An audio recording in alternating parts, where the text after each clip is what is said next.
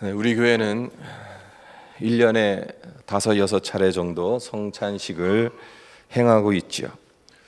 어떤 분들은 왜 이리 자주 성찬식을 가지냐고 생각하실지도 모르겠습니다. 많은 초대교회 당시에는 공적 모임이 있을 때마다 성만찬을 가졌습니다. 그래서 초대교회 성도들이 예배 드릴 때는 보통 2부로 나눠서 예배를 드렸어요. 1부 때는 그 설교 말씀이 있고요. 대부분 이제 복음을 전하는 말씀을 전했습니다. 이 예배에는 이제 구도자들도 참석할 수 있는 거죠. 이제 그 가운데서 회심하고 주님께로 돌아올 것을 결단하는 사람들이 있으면 또 그 자리에서 또 세례도 주기도 하고 그랬어요. 그리고 이제 이 1부 예배가 끝나면 곧바로 이제 또 2부 예배가 이어집니다. 이 2부 예배 때는 이제 세례 받은 사람들만 참석할 수 있는 이 이제 성만찬이 이루어졌습니다. 그러니까 초대교회 당시에는 예배 때마다 성찬식을 함께 드렸습니다. 사실 우리도 가능만 하면 성찬식은 자주 갖는 것이 좋습니다. 예수님께서 주님 오시는 그날까지 이 성만찬을 기념하라고, 주를 기념하라고 말씀하셨는데 어쩌다 기념하면 안 되는 거잖아요. 사실은 가능하면 사실 우리가 주님께서 우리에게 베풀어 주신 이 구원의 은혜를 매일같이 기념하고 기억했으면 좋잖아요. 그것이 힘드니까 가능한 대로 자주 갖는 것이 좋다는 겁니다. 오늘 함께 읽은 본문 말씀 고린도전서 11장 23절에서 26절은 성찬식 때 많이 읽고 묵상하는 말씀이죠. 성찬을 받기에 앞서 이 구절을 통해 성찬의 의미를 되새겨 보고자 합니다.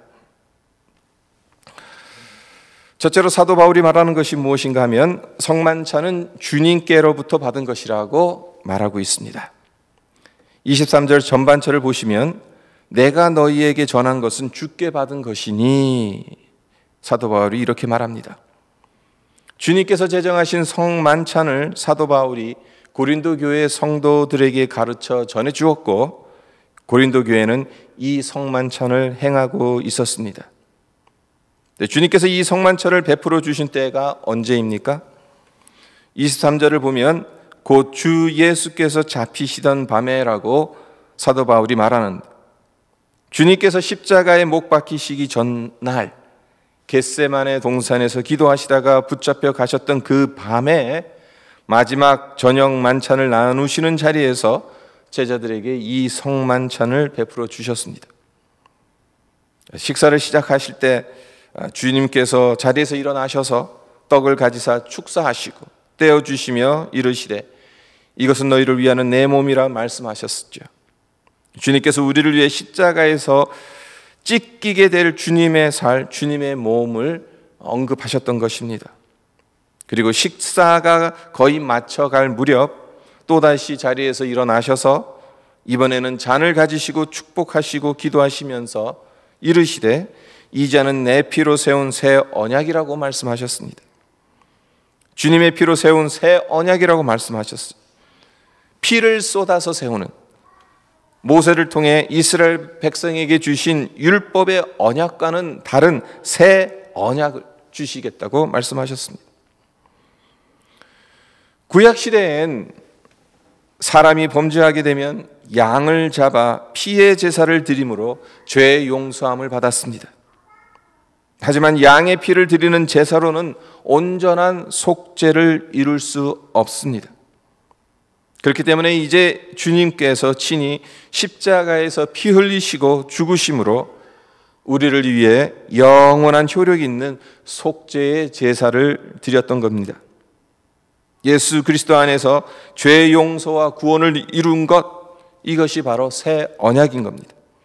구원의 약속을 성취하신 것입니다. 성만찬에는 주님의 이 약속이 담겨 있는 겁니다. 단순히 빵과 포도주를 나누어 먹는 것이 아니라는 겁니다. 믿음으로 우리는 주님의 몸과 피를 받아 먹고 마시는 것입니다. 요한복음 6장 53절 이하에서 주님께서 성만찬에 관련돼서 이렇게 말씀하셨습니다. 인자의 살을 먹지 아니하고 인자의 피를 마시지 아니하면 너희 속에 생명이 없느니라. 내 살을 먹고 내 피를 마시는 자는 영생을 가졌고 마지막 날에 내가 그를 다시 살리리니 내 살은 참된 양식이요 내 피는 참된 음료로다.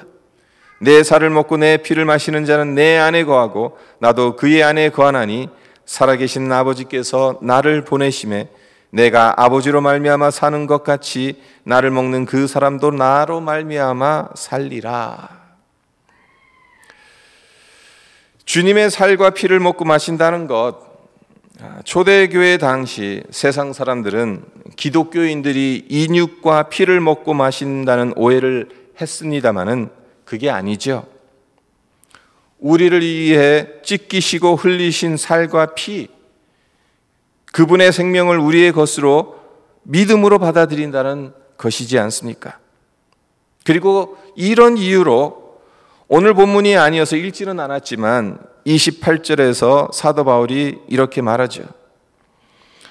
사람이 자기를 살피고 그 후에야 이 떡을 먹고 이 잔을 마실지니 누구든지 성찬식에 참여할 땐 자기 자신을 살피고 난 후 떡과 잔을 받아야 한다고 사도 바울이 명하고 있습니다. 한마디로 주님을 믿는 믿음을 점검한 이후 성찬을 받으라는 겁니다. 그러니까 성찬을 받기 전 우리의 믿음을 점검하시고 회개할 것은 회개하고 구원의 주님께 감사하는 마음으로 성찬에 참여하시기를 바랍니다. 둘째는 이것을 행하여 주님을 기념해야 한다고 사도 바울이 말하고 있습니다. 23절부터 25절까지의 말씀을 다시 한번 읽어보면 내가 너희에게 전한 것은 주께 받은 것이니 곧 주 예수께서 잡히시던 밤에 떡을 가지사 축사하시고 떼어 이르시되 이것은 너희를 위하는 내 몸이니 이것을 행하여 나를 기념하라 하시고 식후에 또한 그와 같이 잔을 가지시고 이르시되 이 잔은 내 피로 세운 새 언약이니 이것을 행하여 마실 때마다 나를 기념하라 하셨으니 24절 마지막 부분 그리고 25절 마지막 부분에서 동일하게 말씀하시는 것, 이것을 행하여 나를 기념하라는 거였어요. 떡을 떼는 일과 잔을 나누는 일을 계속 행하면서 주님을 기념하라고 말씀하신 거죠. 주님을 기념한다는 것은 무엇을 의미하는 것이겠습니까? 한마디로 주님을 기억하라는 겁니다. 그리고 주님을 기억한다는 것은 주님을 생각함으로 주님에 대한 생각이 나를 지배하는 것을 의미합니다. 주님이 어떤 분이신지, 주님이 어떤 삶을 사셨는지, 우리에게 어떤 일을 해주셨는지, 우리에게 무엇을 기대하고 계시는지를 생각하면서 그것들을 내 삶에 적용하는 것을 뜻합니다. 주님은 우리가 성만찬을 행하면서 주님을 기념하기를 바라십니다. 그런데 고린도 교회는 어떠했겠습니까? 성만찬을 행하면서도 주님을 기념하는 것이 아니라 자기 기분 내키는 대로 행했습니다. 교회에서 애찬을 하면서 성만찬을 나누었는데 먼저 온 사람들이 나중에 온 사람들을 기다리지 않고 먼저 먹어버립니다. 더 심각한 것은 부자들이 가난한 자들과 함께하지 않고 자기들끼리만 모여서 좋은 음식을 먹었다는 겁니다. 그러니 가난한 자들은 옆에서 배를 골아가며 지켜만 봐야 했겠죠. 당연히 교회의 큰 시험거리가 되었습니다. 불평이 생기고 불만이 터져나오고 분열이 일어났습니다. 주님은 우리의 죄를 용서하셔서 하나님과 하나 되게 만드시고 사람들 사이에 있는 이런저런 벽돌을 허물고 원수 사이까지도 주님의 사랑으로 화해하며 하나 되게 만드시려고 십자가에서 몸이 찢기고 피를 흘리셨는데 그 십자가를 기념하는 성찬 때문에 사람들이 도리어 나뉘고 찢기고 분열되고 원수가 되어 있다라는 겁니다. 주님이 얼마나 통탄하실 일입니까? 그래서 사도 바울은 고린도 교회를 이 성만찬에 관련된 문제를 가지고 강하게 책망했습니다. 우리는 어떻습니까? 성만찬에 참여하면서 주님을 기념하고 있습니까? 주님을 생각하면서 주님께서 우리를 위해 행하신 놀라운 사랑을 생각하며 감사하면서 성만찬에 참여하고 있습니까? 주님께서 우리를 어두운 데서 불러내어 빛의 자녀가 되게 하시고 서로 사랑하며 하나 되게 하셨다는 사실을 생각하며 그렇게 살겠다는 결단을 하면서 성찬에 참여하고 있나요? 주님은 우리에게 이것을 행하여 나를 기념하라고 말씀하십니다. 성만찬에 참여하면서 온전히 주님을 생각해야 합니다. 주님을 기억해야 한다는 거죠. 인종차별이 극심했던 남아프리카 공화국의 최대 도시 요하네스버그의 성시온이라는 흑인 교회에서 있었던 일이라고 합니다. 세족식을 준비하는데 대표로 3명의 발을 씻어주기로 결정합니다. 두 사람은 쉽게 결정했는데 나머지 한 사람을 누구로 할지 의견이 분분했습니다. 고민 끝에 마르다 포트윈이라는 늙은 흑인 여성으로 정하게 돼요. 마르다는 올리버라는 판사의 집에서 평생 하녀로 일하고 있던 사람이었습니다. 올리버 판사는 대법원장 서리직을 수행하고 있었고 차기 유력 대법원장 후보였던 사람입니다. 물론 백인이었지요. 목사님은 올리버 판사를 만나 세족식에서 흑인 하녀인 마르다의 발을 씻겨줄 것을 어렵게 부탁했고 올리버 판사는 고민 끝에 그렇게 하기로 승낙을 합니다. 목사님은 이 사실을 어느 누구에도 말해주지 않았습니다. 드디어 세족식이 거행되는 날 2명의 세족식이 끝나고 마르다의 순서가 됩니다. 누가 마르다의 발을 씻어줄 것인진 그때까지만 해도 아무도 몰랐습니다. 그런데 구석에 앉아있던 올리버 판사가 나옵니다. 모든 성도들이 깜짝 놀랐죠. 사회 저명 인사가 하찮은 흑인 하녀의 발을 씻어주러 나오는 것을 보고 깜짝 놀랐던 겁니다. 근데 정말 더 놀란 사람은 마르다였습니다. 올리버 판사는 마르다의 발 앞에 무릎을 꿇고 앉아 그녀의 발을 씻기기 시작합니다. 모두가 숨을 죽인 채 백인 판사 올리버가 흑인 하녀 마르다의 발 씻기는 장면을 지켜보고 있었습니다. 올리버 판사가 입을 엽니다. 문득 예전에 마르다가 우리 아이들을 목욕시키던 모습이 떠오릅니다. 마르다는 우리 아이들 목욕을 다 시키고 난 후에는 예쁘다고 하면서 꼭 아이들 발에 입을 맞춰 주었습니다. 고마운 마르다입니다. 그러면서 고개를 숙여 마르다의 양발에 입을 맞춥니다. 이것을 본 흑인 성도들이 여기저기서 흐느끼는 소리가 교회 안을 가득 채우게 돼요. 그곳에 마침 신문 기자가 있었고 다음 날 신문에 이 사건이 대서특필됩니다. 안타깝게도 이 기사로 올리버 판사는 백인들로부터 엄청난 비난에 시달려야 했고 그 결과 판사직에서 물러나야 했고 대법원장 서리직까지도 잃게 되었습니다. 그러나 그의 이 아름다운 행동이 흑인들의 가슴에 사무치게 못 박혀왔던 백인에 대한 증오심을 누그러뜨렸고 백인들에게도 성찰의 기회를 갖게 만듭니다. 그래서 흑백 갈등 해소에 큰 기여를 하게 됩니다. 나중에 올리버 판사는 그의 평생을 통해 가장 값지게 했던 일이 마르다의 발을 씻어준 일이었다고 회상했다고 합니다. 이분이야말로 성만찬의 참된 의미를 깨닫고 실천했던 분이지 않겠습니까? 성만찬에 참여하는 우리 역시 이런 마음으로 주님을 기념했으면 합니다. 예수 안에서는 모두가 하나입니다.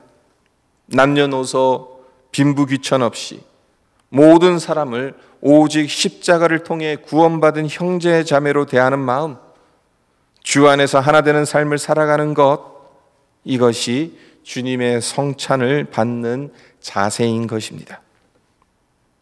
마지막 세 번째는 성찬에 참여하는 사람들은 주님을 증거하는 사람이 되어야 한다는 겁니다. 26절을 보실까요? 너희가 이 떡을 먹으며 이 잔을 마실 때마다 주의 죽으심을 그가 오실 때까지 전하는 것이니라. 성만찬에 참여하는 우리 모두가 해야 할 일은 주님 다시 오실 때까지 주님의 죽으심을 세상에 전하는 것입니다. 주님은 다시 오신다고 약속하셨기 때문에 반드시 다시 오실 것입니다. 그때까지 이 세상에서 살고 있는 우리는 계속해서 주님이 우리를 위해 하신 일, 구원의 놀라운 은혜를 증거하며 살아가야 합니다. 어느 의사의 간증입니다. 개인 병원을 개업했는데 유명세를 타서 환자가 문전성시를 이루었습니다. 그에게 가장 기쁜 시간은 언제였는가 하면 모든 직원들을 퇴근시키고 난 후 문을 잠그고 금고 앞에 앉아서 그날 번 돈을 세는 것이었다고 합니다. 그의 관심은 온통 돈이었습니다. 근데 어느 날 밤늦게 책상 위에 돈을 쌓아놓고 열심히 세고 있는데 갑자기 그의 마음 깊은 곳으로부터 이런 생각이 밀려들어 옵니다. 내가 하나님 앞에 가면 무엇을 보고 드릴 것인가? 환자들 병을 고치고 받은 돈을 세다 왔다고 보고하면 하나님께서 기뻐하실까? 순간 부끄러운 마음에 얼굴이 화끈 달아오릅니다. 그러면 무엇을 해야 할 건가? 주님이 기뻐하시는 일이 무엇일까? 생각에 잠깁니다. 그리고 주님의 십자가가 떠올랐습니다. 주님은 당신의 생명까지 내어주시면서 나 같은 죄인을 구원해 주셨다는 생각이 밀려옵니다. 그러면서 많은 사람을 옳은 대로 돌아오게 한 자는 별과 같이 영원토록 비치리라, 다니엘서 12장 3절 말씀이 함께 떠오릅니다. 그래, 전도하는 거다. 그때부터 그는 환자들이 오면 정성을 다해 치료하면서 복음도 함께 전합니다. 병과 죽음 이후에 대해서 말하면서 치료하였습니다. 신기한 것은 예수 믿으라고 하면 환자들이 안 올 줄 알았는데 더 많은 환자들이 몰려왔다는 겁니다. 그에게 가장 기쁜 시간은 여전히 진료가 끝나고 직원들을 모두 퇴근시킨 후라는 것은 변하지 않았습니다. 하지만 변한 것이 있었습니다. 이전엔 그날 번 돈을 세며 기뻐했지만 이제는 그날 자신이 복음을 전해 주었던 환자들의 이름을 다시 떠올리며 그 사람들이 예수를 믿고 구원받게 해달라는 기도하는 것, 그것이 그의 기쁨이 되었던 것입니다. 그렇습니다. 십자가의 은혜를 받은 사람은 그 은혜를 전하며 살아야 합니다. 구원받은 사람은 구원의 소식을 전하며 살아야 해요. 학생은 학생의 자리에서, 직장인은 직장인의 자리에서, 주부는 주부의 자리에서 예수의 복음을 전하는 것이 우리에게 주신 특권이자 사명인 것입니다. 우리는 하나님 나라의 대사입니다. 복음의 대사예요. 우리가 있는 곳, 그곳이 하나님의 복음을 전해 주어야 할 선교지인 것입니다. 너희가 이 떡을 먹으며 이 잔을 마실 때마다 주의 죽으심을 그가 오실 때까지 전하는 것이니라. 주님께서 이렇게 말씀하셨는데 우리가 성만찬을 받을 때마다 이 사명을 기억하셨으면 합니다. 성도 여러분, 오늘 우리는 주님께서 직접 제정하신 성찬식에 참여하고자 합니다. 성만찬은 십자가를 통해 구원하시는 주님의 은혜를 보여주는 주님께서 직접 제정하신 예식입니다. 이 성만찬을 행하면서 주님을 기념하라고 명령하셨습니다. 주님이 우리에게 원하시는 것이 무엇인지를 더 깊이 생각하기를 바랍니다. 주님은 우리가 성령 안에서 하나로 살아가기를 원하시고, 그리고 성만찬의 은혜를 주신 주님을 계속해서 다른 사람들에게 증거하며 살아가기를 바라시죠. 오늘 함께 우리가 성찬을 받으면서 이 믿음의 고백과 결단을 드리는, 그래서 정말 이 성찬에 합당한 삶을 살아가기를 주님의 이름으로 축원드립니다.